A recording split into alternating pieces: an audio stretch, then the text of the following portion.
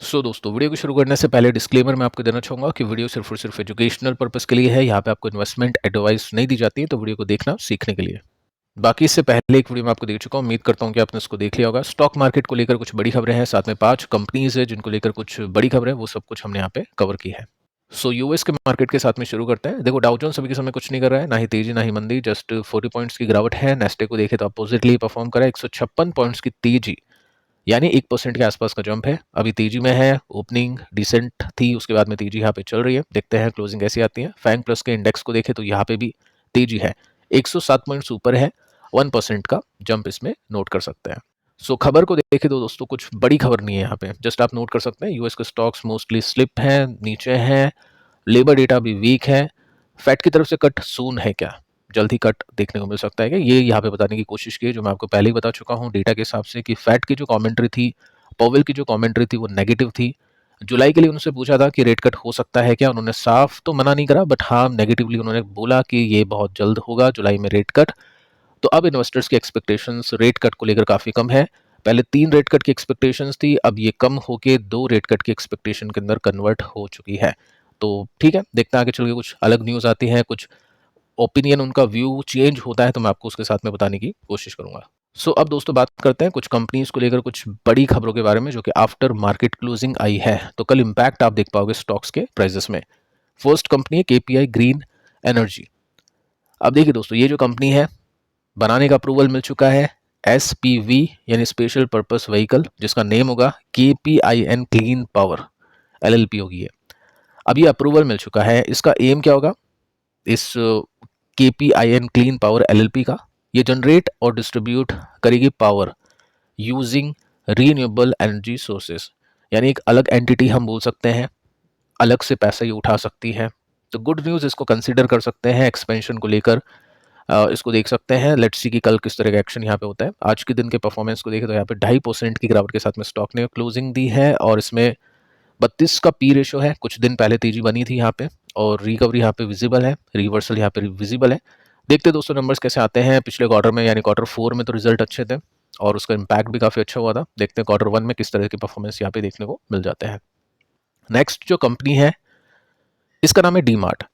अब डीमार्ट का आपको बताइए, क्वार्टर आने से पहले, रिजल्ट आने से पहले अपडेट देता है कि किस तरह का परफॉर्मेंस यहाँ पे कंपनी ने सेल्स में किया है।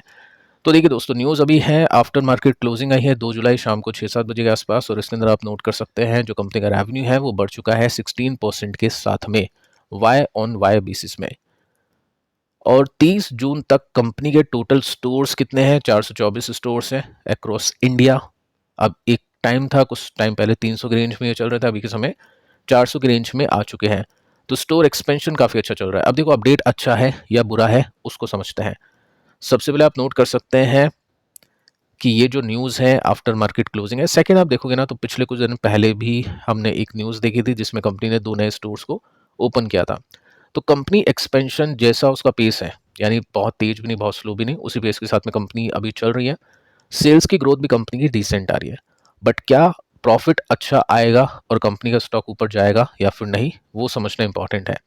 देखो जब भी ऐसा कुछ होता है ना, तो मार्केट पहले से सिग्नल देना शुरू कर देता है, स्टॉक के प्राइसेस में पॉजिटिविटी आना शुरू हो जाती है। जैसे आज के दिन 1.22% के साथ में स्टॉक गिरा, तो कल देखना पड़ेगा स्टॉक का प्राइस किस तरह से परफॉर्म करता है, क्योंकि मार्केट पहले से ही बताने की कोशिश करता है प्राइस एक्शन के थ्रू।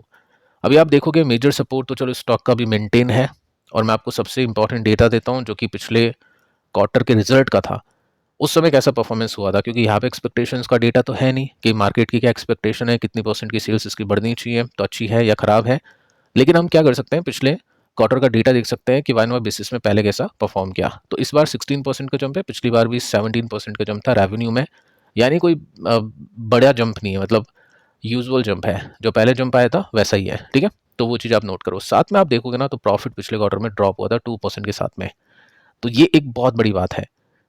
कंपनी का प्रॉफिट अगर नहीं बढ़ेगा तो कंपनी की वैल्यूएशन कंफर्टेबल नहीं होगी, वैल्यूएशन कंफर्टेबल नहीं होगी तो स्टॉक के प्राइसेस में तेजी आना काफ़ी डिफिकल्ट है। तो 17% 16% की सेल्स ग्रोथ एक अच्छा नंबर दिखता है डबल डिजिट का, लेकिन ये नंबर जस्टिफाई नहीं करता है, या ये नंबर आपको बताने की कोशिश नहीं करता है कि कंपनी का प्रॉफिट कितने परसेंट के साथ में बढ़ पाएगा। क्योंकि पिछले क्वार्टर में जो कमेंट्री थी मैनेजमेंट की, प्रॉफिट के मार्जिन के इम्प्रूवमेंट की, वो कुछ खास नहीं थी। ठीक है, तो यहाँ पे देखते हैं इन्वेस्टर्स कल किस तरह से इसको रिएक्शन देते हैं। नेक्स्ट कंपनी है मोतीलाल ओसवाल फाइनेंशियल सर्विसेज, जिसका स्टॉक अभी मार्केट के अंदर लिस्टेड है।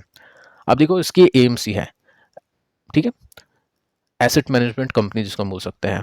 अब इसने क्रॉस कर दिया है 1.5 लाख करोड़ का AUM। ये माइलस्टोन है जो कंपनी ने यहाँ पे क्रॉस कर दिया है। अभी के समय काफ़ी जो अच्छी ग्रोथ इन्वेस्टिंग चल रही है इनके फंड के थ्रू, उस वजह से ऐसा देखने को मिला है। मतलब अगर आप मिड कैप के अंदर देखोगे सबसे अच्छा जो परफॉर्म करता हुआ फंड कौन सा है, वो इन्हीं का फंड है। और साथ में भी कुछ नए फंड्स भी इन्होंने लॉन्च किए हैं, तो उसकी वजह से इनका AUM भी बढ़ चुका है, साथ में इनकी जो कमाई है वो भी बढ़ चुकी है। आप देख सकते हैं यहाँ पे मेंशन कर रखा है कि जस्ट हम 2020 के बाद से CAGR देखें तो 34% के CAGR की ग्रोथ है। सिंपली आप नोट कर सकते हैं कि 2020 में कंपनी का AUM था 35,180 करोड़ का जस्ट ओनली, और यहाँ पे ये बढ़ के हो चुका है 1.5 लाख करोड़ का। तो काफ़ी अच्छी ग्रोथ इसमें निकली है, और इसका फ़ायदा मिला है इस कंपनी के इन्वेस्टर को, साथ में इस कंपनी के जो भी प्रमोटर हैं उनको। और स्टॉक ने अभी कैसे परफॉर्म किया, कल देखते हैं क्या रिएक्शन आता है। आज तो कुछ खास नहीं है। साथ में देखिए दोस्तों, चार्ट आपको बताने की कोशिश करा है, स्टॉक काफ़ी रिस्की है। मार्केट गिरेगा तो कंपनी का स्टॉक भी अंडर परफॉर्म काफ़ी ज़्यादा करेगा। जैसे आपने नोटिस किया होगा, यहाँ पे मैंने आपको एक खबर दी थी, न्यूज़ दी थी, ऑफिशियल न्यूज़ थी, जिसमें रामदेव अग्रवाल जो इस कंपनी के को फाउंडर हैं, उन्होंने इस कंपनी के स्टॉक में यहाँ पे इन्वेस्ट किया था, अपनी खुद की कंपनी के स्टॉक को यहाँ पे बाई किया था। जैसे उनको हिंट मिल गया हो या पता चल गया हो, ऑब्वियस उनका खुद का बिजनेस है तो वहाँ पे आइडिया लग जाता है। तो यहाँ से आप देखोगे तो काफ़ी अच्छी ग्रोथ इसमें मिल चुकी है। लेट्स सी कि कल किस तरह का परफॉर्मेंस यहाँ पे देखने को मिलेगा। अगली जो न्यूज़ है वो नेस्ले इंडिया को लेकर है। न्यूज़ भी आफ्टर मार्केट क्लोजिंग है। कंपनी 100 करोड़ का इन्वेस्टमेंट करेगी एक प्रोडक्शन लाइन के लिए, जो कि होगी मैगी की। अब ये मैगी की डिमांड अभी काफ़ी अच्छी चल रही है। यहाँ पे जो कंपनी ने मेंशन कर रखा है, देख सकते हैं यहाँ पे ग्रोइंग डिमांड, उसको मीट करने के लिए कंपनी ने 105 करोड़ का इन्वेस्टमेंट करने का यहाँ पे अनाउंसमेंट किया है।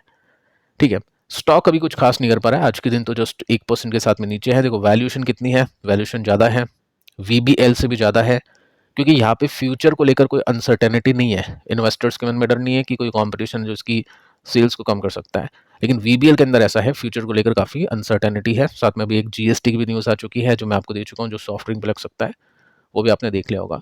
तो रिटर्न्स बने नहीं है इसमें कुछ खास, जस्ट 43% के रिटर्न है पिछले 5 साल में। तो बहुत ही कम रिटर्न अभी के समय FMCG जो ये जो एडिबल आइटम्स वाली, जो खाने पीने वाले आइटम्स होते हैं, इनकी जो कंपनीज है बना के इन्वेस्टर्स को दे रही हैं। अब कंपैरिजन कर लेते हैं दोस्तों, किसने कैसे रिटर्न्स दिए। अगर मैं पिछले 5 साल की बात करूं तो 5 साल में यहाँ पे नेस्ले ने 43% के रिटर्न्स दिए हैं। HUL ने तो सबसे खराब रिटर्न्स दिए हैं 6% के। टाटा कंज्यूमर एक ग्रोथ कंपनी है, चलो इसने अच्छे रिटर्न्स दे दिए 180% के।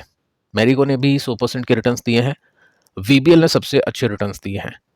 ठीक है, तो ग्रोथ के हिसाब से अगर मैं दिखाऊं आपको FMCG में कौन सी कंपनी है जो आउट परफॉर्म कर चुकी है, वो है VBL। अब पॉइंट बनता है फ्यूचर के लिए, वो कुछ क्वार्टर के रिजल्ट आपको देखने पड़ेंगे, टेक्निकल्स के इंडिकेशन आपको देखने पड़ेंगे कि क्या रिवर्सल स्टॉक में हो चुका है या फिर नहीं। एक साल के रिटर्न्स में देखें, सबसे खराब परफॉर्म किया है VBL ने, 28% की गिरावट है। तो यहाँ पे उस समय इन्वेस्टर्स के मन में फियर है कि कैंपा कोला का कंपटीशन, कोका कोला IPO की लिस्टिंग, साथ में GST का डर। अगर इस फियर में कोई इन्वेस्टर इन्वेस्ट कर दे और उसके बाद में ये सब चीज़ें नहीं हो तो पैसा बनेगा, लेकिन अगर ये सब चीज़ें हो जाती हैं तो ऑलरेडी मार्केट ने उसको प्राइस इन अभी किया हुआ है। तो देखते हैं दोस्तों आगे चल के क्या सिचुएशन होती है, कैसे नंबर्स आते हैं और कैसी कॉमेंट्री आती है कंपनी के लिए। अब देखिए दोस्तों, मन में क्वेश्चन होगा कि HDB फाइनेंशियल सर्विसेज की लिस्टिंग हो चुकी है। इसका स्क्रीनशॉट आप ले लेना, आगे भी आपको काम आएगा जब भी आपको कंपैरिजन यहाँ पे करना होगा। तो देखिए दोस्तों, सबसे पहले हम देखते हैं यहाँ पे AUM किस कंपनी का कितना है, मतलब एनुअल, मतलब एसेट अंडर मैनेजमेंट हम इसको बोल सकते हैं, यानी कौन सी कंपनी कितनी बड़ी है, उसका आइडिया आपको यहाँ पे लग जाएगा। HDB फाइनेंशियल मैनेज करती है 1 लाख करोड़ की संपत्ति। बजाज फाइनेंस की बात करें 3 लाख, बजाज फाइनेंस यहाँ पे सबसे आगे है, तो मैं नोट कर देता हूँ इस चीज़ में बजाज फाइनेंस। और उसके बाद में सेकंड नंबर पे आता है श्रीराम, उसके बाद पे चोला इन्वेस्टमेंट हम ले सकते हैं। अब AUM का CAGR किसका कितना है, तो ग्रोथ के हिसाब से देखें तो यहाँ पे आपको चोला सबसे आगे देखने को मिलेगा 31%। उसके बाद में आपको बजाज फाइनेंस देखने को मिलेगा 29%। तो ये टॉप 2 NBFCs तो है ही मार्केट के अंदर जिसमें अच्छे रिटर्न्स बने हैं और फंडामेंटल्स भी काफ़ी सॉलिड है।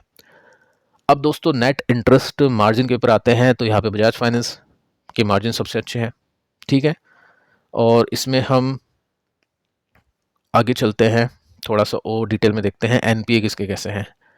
नेट एनपीए की बात करते हैं तो सबसे कम है बजाज फाइनेंस के, जो कि 0.30% के हैं।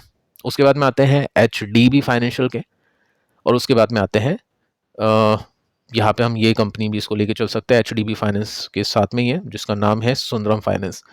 तो कहने का दोस्तों मतलब ये है, आप इसको कंपेयर करके चल सकते हैं। अगर मैं क्वालिटी की बात करूं, अगर मैं फंडामेंटल्स की बात करूं, स्टेबिलिटी की बात करूं, तो बजाज फाइनेंस का नाम आपको देखने को मिलेगा, और साथ में एचडीबी फाइनेंशियल का नाम आपको देखने को मिलेगा। Number 1 Bajaj finance, number 2 HDB financial.